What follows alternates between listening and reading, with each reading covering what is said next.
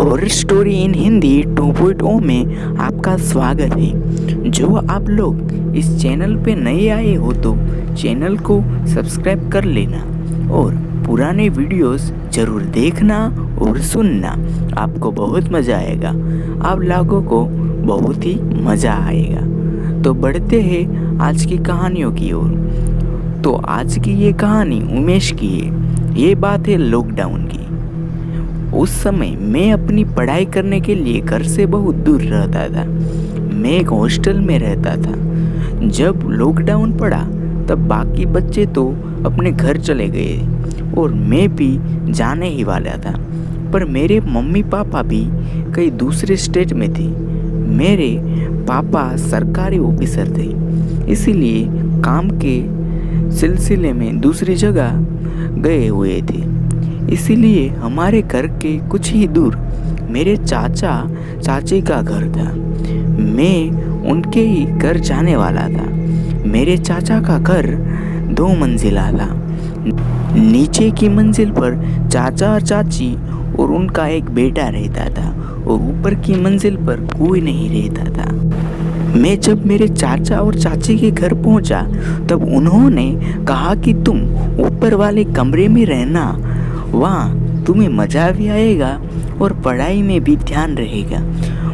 उन दिन तो चाचा चाची के साथ देर रात तक लॉकडाउन की और स्कूल के किस्सों की बात करते हुए कब रात के 12 बज गए पता ही नहीं चला।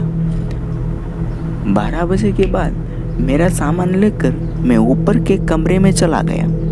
वैसे तो वहाँ एक ही कमरा था, पर मेरे चाचा की फैमिली वहाँ बस 2-4 महीने में साफ सफाई करने के लिए ही खोला करती थी। अक्सर वो कमरा बंद ही रहता था और मेरे चाचा का कहना था कि इस कमरे को उन्होंने अपने बचपन के दोस्त को पहले दिया था। वो और उसकी फैमिली वहाँ पर रहती थी, पर एक एक्सीडेंट में उसकी पत्नी की मौत हो गई थी। उसके बाद उस एक्सीडेंट में उस दोस्त का शरीर अपाहिज हो गया था। फिर मेरे चाचा ने ही उसे दोस्त को देखभाल करना शुरू कर दिया था, पर थोड़े ही दिन बाद वो भी मर गया। उन दिन के बाद उस कमरे में कोई भी नहीं जाता था। वो कमरा अक्सर बंद ही रहता था। उस कमरे में जाने से चाचा का लड़का भी बहुत डरता था। उस रात भी वो मुझे छोड़ने कमरे तक आया और वहाँ से चला गया। मैंने उसको कहा कि अंदर आना, मैं अकेला ही हूँ, क्यों डर रहा है। उसने कहा मैं चलता हूँ, मुझे काम है। जब मैं कमरे में गया तब फिर मुझे अचानक स्मेल ऐसे आने लगी कि कुछ जला हुआ है। मैं मेरे बेड पे जाके लेट गया और चद्दर ओढ़ के सोने लगा। पूरे दिन की थकान और देर रात तक जागने की वजह से मैं कुछ ही देर में सो गया। मेरी आँख लगे हुए 20-30 मिनट ही हुए थे, तभी मेरी आँख फिर से खुली और मुझे लग रहा था कि मेरी दाहिनी ओर कोई खड़ा है। मैंने उठ के चारों ओर देखा। मुझे कमरे में घुटन महसूस होने लगी थी। मैं खिड़की के पास गया और खिड़की खोल के ताज़ी हवा खाने लगा। मैंने खिड़की से देखा तो चारों ओर सुनसान और सन्नाटा प्रसरा हुआ था। जहाँ तक नजर जाए वहाँ तक सन्नाटा और अंधेरा प्रसरा था। लॉकडाउन की वजह से सड़कें भी सुनसान थीं। अब मैं 5-10 मिनट तक वहाँ खड़ा रहा, तब भी मुझे लगता था कि पीछे कोई है। मैं फिर से बेड पे जाके लेट गया। मेरे चाचा ने कहा था कि खिड़की बंद ही रखना, पर मैंने खिड़की खुली रखी थी। अब बस मेरी आंख लगने ही वाली थी, तभी मुझे फिर से ऐसा लगा कि मेरे पैर के पास कोई खड़ा है। मुझे लगा कि मेरे चाचा का लड़का होगा और मेरे साथ मजाक कर रहा है। मैंने बड़बड़ाते हुए उसको नींद में ही कहने लगा, मुझे परेशान मत कर, मैं चाचा को तुम्हारी शिकायत करूँगा।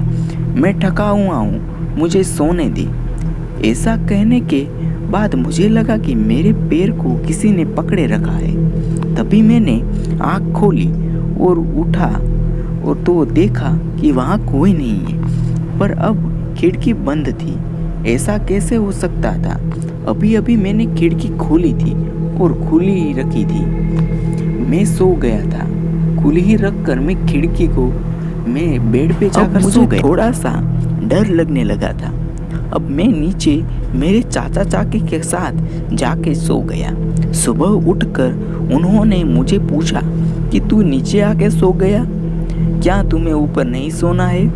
तब मैंने कहा मुझे ऊपर कुछ महसूस होता है। तब चाचा ने कहा कि तू भी मेरे बेटे के जैसा है, उसे भी ऊपर कुछ महसूस होता है, हमें तो कभी कुछ महसूस नहीं होता।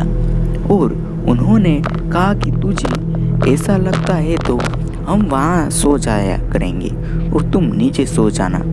उमेश को लगा कि मेरी वजह से मेरे चाचा चाची को कोई भी परेशानी नहीं होनी चाहिए, इसीलिए उसने कहा कि मैं ऊपर ही सोऊंगा। बाद में चाचा के लड़के ने कहा कि मैं जब एक दिन ऊपर कुछ काम से गया था, तभी मैंने देखा था कि बेड पे कोई सोया हुआ था। उसको मैं साफ साफ देख सकता था। मैं जब जल्दी जल्दी नीचे उतर रहा था, तभी कमरे का दरवाज़ा अपने आप ही बंद हो गया था। उसकी बात सुनकर मुझे और भी डर लगने लगा था, क्योंकि आज रात मुझे वहाँ सोना था। मैं जल्दी डिनर करके ऊपर चला गया। थोड़ी ही देर मैंने फ़ोन चलाया और टाइम पास किया, और मैं थोड़ी ही देर में नींद आने की वजह से मैंने फ़ोन को साइड में रखा और सोने की कोशिश करने लगा। तभी मुझे ऐसी स्मेल आने लगी कि जैसे कि किसी की अर्थी सजाने के बाद उसमें से जैसी स्मेल आती है, वैसी स्मेल पूरे कमरे में फैल गई। अब मुझे बहुत ही घुटन होने लगी। अब मैंने खिड़की को खोला, तब भी वो स्मेल वैसी ही फैली रही। मैं तुरंत ही नीचे गया और चाचा चाची को ऊपर सोने के लिए जाने को कहा। मेरे चाचा चाची ऊपर सोने के लिए गए। अब मैं और मेरा छोटा भाई दोनों नीचे सो रहे थे। तभी आधी रात को चाचा और चाची हमारे पास नीचे आ गए। दोनों ही पसीने में नहा चुके थे। उनकी ऐसी हालत देख के मैंने उनको पूछा, क्या हुआ, आप नीचे क्यों आए और ऐसी आपकी हालत क्यों हो गई? तब मेरे चाचा और चाची दोनों ने कहा कि हम दोनों जब ऊपर सो रहे थे, तभी हमें भी ऐसा लगा कि हमारे बेड के पास कोई बैठा है और रो रहा है, और अर्थी की स्मेल पूरे कमरे में फैली हुई थी। अब रोने की आवाज़ बढ़ रही थी। चाचा ने चाची को उठाया और बेड के नीचे देखा तो वहीं चाचा का दोस्त अर्थी के साथ वहीं बैठा था।